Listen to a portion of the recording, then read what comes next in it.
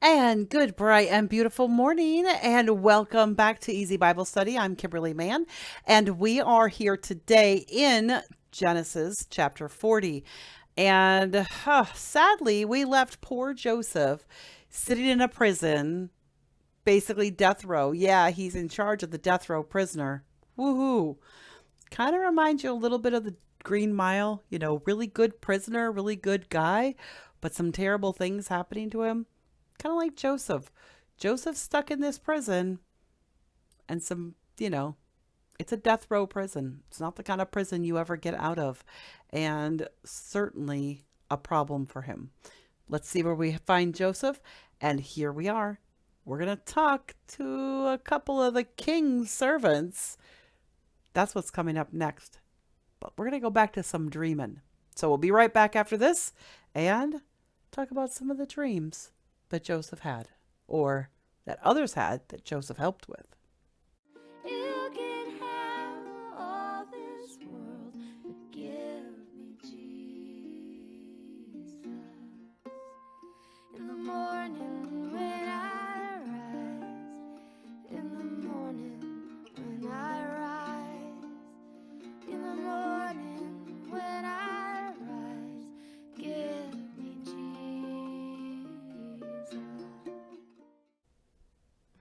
And if you do find any value in this content, do me a favor, click like, subscribe, turn on that notification bell so you don't miss any of my content. Definitely share as well. I just realized I was looking at the wrong camera. But share, because God's word does not return void. And it's really important that we share God's word with other people. And yeah, so let's get into this today, though, because we are in a new passage here, and I just want to get into it because I love the story of Joseph, and there's so much that we can learn from Joseph and his life. And I just want to get into it. So let's get on with this. Ready? All right. We are in Genesis chapter 40, and we are only doing verses 1 through 15 today. We're going to have a little bit of a shorter version today. Here we go. And it came to pass after these things that the butler of the king of Egypt and his baker had offended their lord, the king of Egypt. And Pharaoh was wroth against two of his officers, against the chief of the butlers and against the chief of the bakers. And he put them in ward in the house of the captain of the guard into the prison, the place where Joseph was bound. And the captain of the guard charged Joseph with them, and he served them, and they continued a season in ward. And they dreamed a dream, both of them, each man his dream in one night, each man according to the interpretation of his dream, the butler and the baker of the king of Egypt, which were bound in the prison. And Joseph came in unto them in the morning, and looked upon them, and behold, they were sad. And he asked Pharaoh's officers that were with him in the ward of his lord's house, saying, Wherefore look you so sadly today?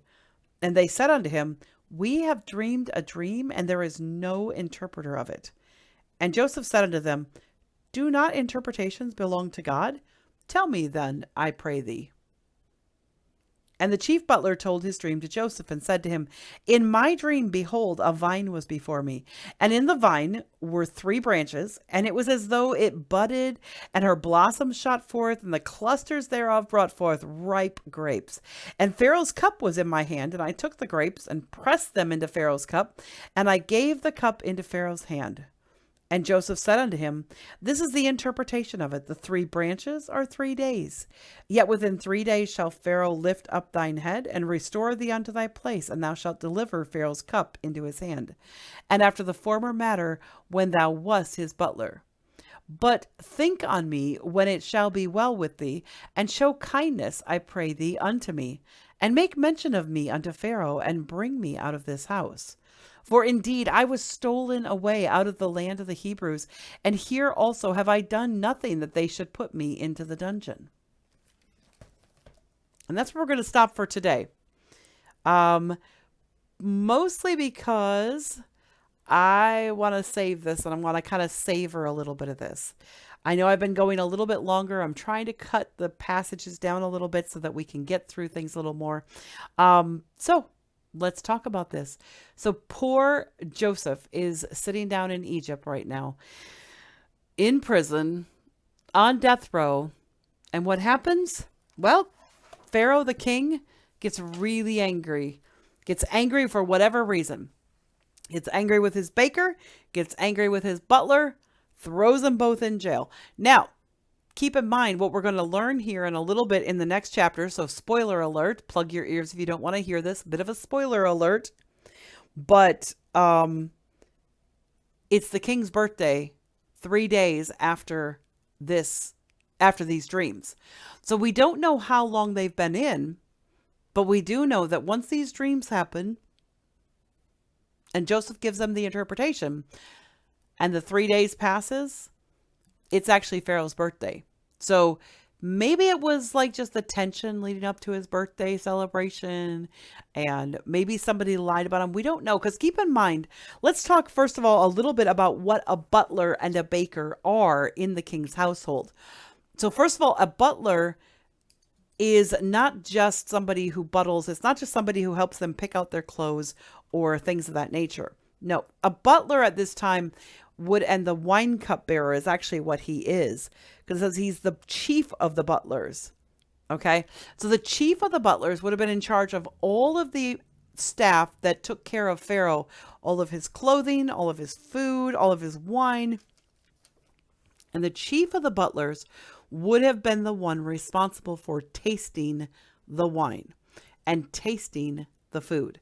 Because at this time period, of course, the only way they would know if the food was good and if the food was safe was to have somebody else taste it. So the very best of the food of all of Egypt, this butler is getting to taste, because he has to taste it. It's part of his job. Keep in mind, though, every day when he tastes this food, his life is at risk. Because if somebody has put poison in there, he's the last stop before the Pharaoh. So if they've tried to poison Pharaoh, he's the one who's actually going to get it. So we don't know if something happened that Pharaoh lost the trust, or that the butler lost the trust of Pharaoh.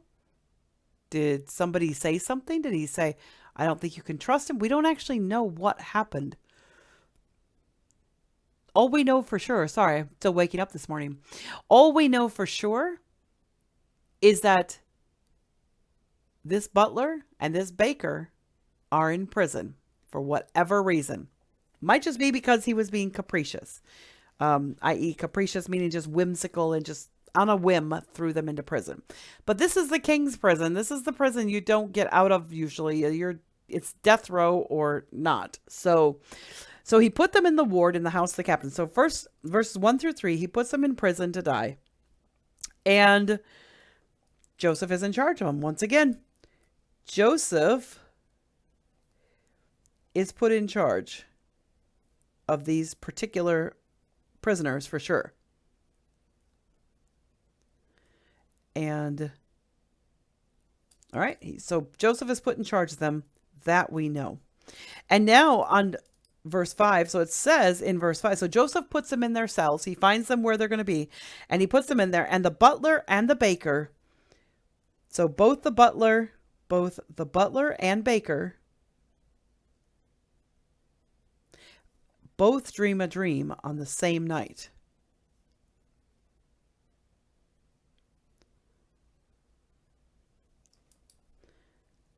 On the same night. But they are confused. They don't know what it means. But they don't understand their dreams.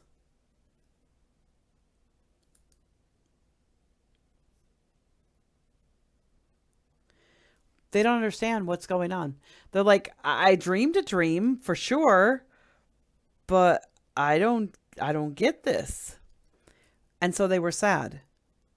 And so they were sad. And Joseph notices this. And Joseph notices and asks about it. He's like, hey guys, what's the problem? He's like, he's not just in prison taking care of their basic needs. He sees they're sad, and he says in the ward of the Lord's house, saying, "Wherefore look you so sadly today?" Verse 7. Why are you looking so sad? What's the problem? Why are you just so sad and so distraught and so like, what's wrong? And they said unto him, We have dreamed a dream, and there is no interpreter of it. All right, so verse 8. They have no interpreter.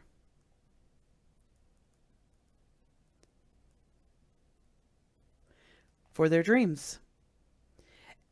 And Joseph says,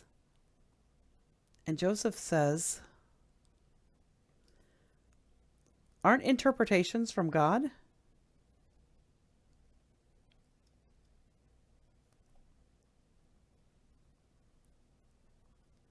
So Joseph is still pointing back to God here. He says, and Joseph said unto them in verse 8 here, do not interpretations belong to God? Tell me them, I pray you. So he goes, interpretations are in God's hand. So tell me your dream and let me see if I can help, because I do have this really good connection to God. Maybe he'll give me some insight. Maybe he'll tell me what's going on. So the butler tells his dream. And today that's all we're going to talk about is the butler's dream. So the butler tells his dream. And the butler says, the chief butler told his dream to Joseph, and he said to him, in my dream, behold, a vine was before me. The butler tells his dream of a vine. He goes, there's a vine right in front of me. It's massive. It's great. And in the vine were 3 branches. So the butler tells his dream of a vine with 3 branches. And it was as though it budded, and her blossoms shot forth, and the clusters thereof brought forth ripe grapes. So right in front of his eyes, these vines bud up, blossom, and poof, all of a sudden we have these beautiful, beautiful clusters of grapes. So he tells it of a vine with 3 branches that suddenly bloom and produce lots of juicy grapes. Really fresh, really beautiful, really just full. And Pharaoh's cup was in my hand. All right, so that's verses 9 through 10. That's about the vine. Now in verse 11,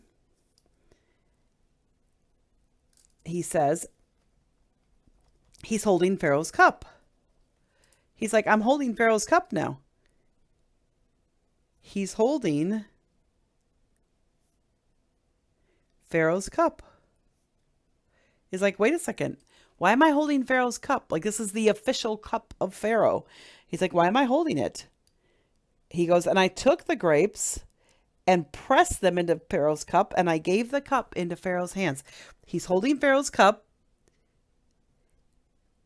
He squeezes the grapes. Squeezes these grapes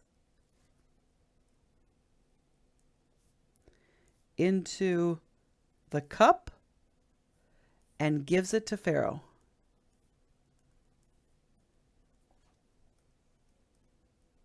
And Joseph's like, oh, okay, I get it. He goes, I get it. I understand. And he goes, and Joseph said, this is the interpretation. So immediately God gives Joseph insight. Because remember, Joseph didn't say, oh, I'm good at this. This is something I can do. Like if you do watch or have seen the Joseph and the Amazing Technicolor Dreamcoat, you would think that the dreams in there are about Joseph and his ability, etc. They're not. Joseph keeps pointing back to God. He's like, aren't interpretations of dreams from God? Well, I do have a really good connection to God, so let me see what I can do to help you. And he does. He listens to the dream and he says, well, so Joseph tells him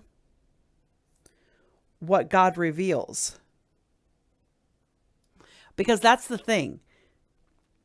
He keeps pointing back to God. So what God reveals to him, that's what Joseph says. Excuse me a second. Joseph tells him what God reveals to him.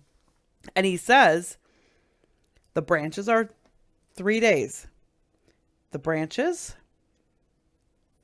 equal 3 days.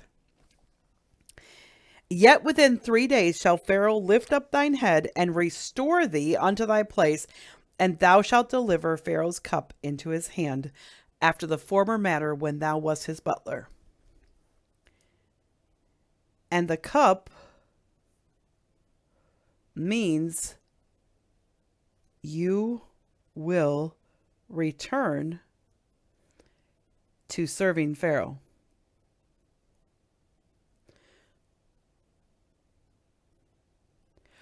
The butler has got to be super relieved. Remember, he's in the prison. He's in the prison that is essentially death row. Unless something weird happens, he's been sent to death row. So this butler is like, whew. And then Joseph asks for something. He goes, and that's in verse 12 to 13. Joseph interprets the dream. And then in verses 14 through 15, Joseph says, but think on me when it shall be well with thee, and show kindness, I pray thee, unto me, and make mention of me unto Pharaoh, and bring me out of this house. So Joseph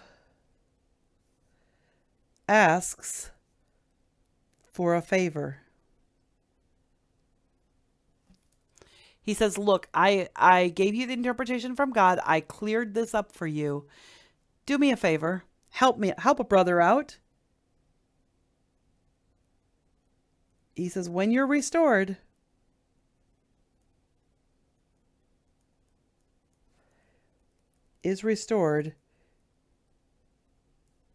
remember me.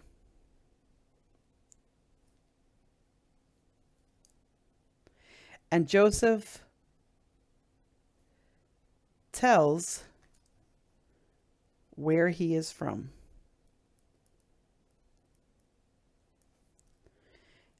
And that he's a stranger in a strange land. He's like, I'm a Hebrew. Now, what's interesting is that this section here is the first time we start to see the word Hebrew used in regards to the section on Joseph, which I don't think I mentioned this. I didn't mention this yesterday. But actually with Potiphar's wife, when he's dealing with her, she calls him a Hebrew. That's the first time that we hear the children of Israel referred to as the Hebrew children. So up to this point, we hadn't even used that word, or that word wasn't used to describe them. But that word is now being used to describe the Jewish people, that they are a Hebrew. And he goes, I'm a stranger in this strange land. When you get restored to Pharaoh, help a brother out. Remember me down here. Remember how much I helped you, how much I help everybody else. See what you can do. See if you can do something to help me out. And that's where we're going to leave it today. What I find interesting about this passage is that Joseph is interpreting the dream for him. And it's like a lot of people think that Joseph is just this passive, oh, I'm just going to wait on God and just do this or whatever. No. Joseph is doing everything in his power to do what's right and to do what's good. And he's doing everything in his power to get out. He is leaning on God, but he's also asking the butler, hey, when you do get free of this, help me out. Don't forget about me. I'm stuck down here on death row. I don't deserve to be here. I've done nothing wrong. Help me. Please help me. So Joseph is not just sitting back passively and interpreting dreams and working hard in the prison and just sitting back. No. He is advocating for himself here. He says, look, I was kidnapped. I was sold into slavery. Now I've been thrown in prison. This is my story in a nutshell. When you get restored, help me out. And tomorrow, cliffhanger today, tomorrow, we're going to see what actually happens to him. Does this actually happen? Does he actually do anything? Is there a reason, or is there anything good about this for Joseph? So we've gone a little bit shorter today, but that's partly because I want to do the second half. I want to talk about the baker on its own. So we've got the butler today, and we're going to have the baker tomorrow. And we're going to see what happens to these servants of Pharaoh, and if anything happens, what happens to Joseph as a result of him interpreting these dreams. So, yes, he is a faithful man. Yes, he is leaning on his faith, but he's also working hard to get himself out. And I think this is a really good example for us of what we should be doing. Yes, we should be waiting on God. Yes, we should be doing those things. But yes, we should be working hard to get ourselves in a better place as well. So tomorrow, we're going to finish up this story. And that's all for today. Bye for now. Was my cry at dark midnight, was my cry, give me Jesus, give me Jesus.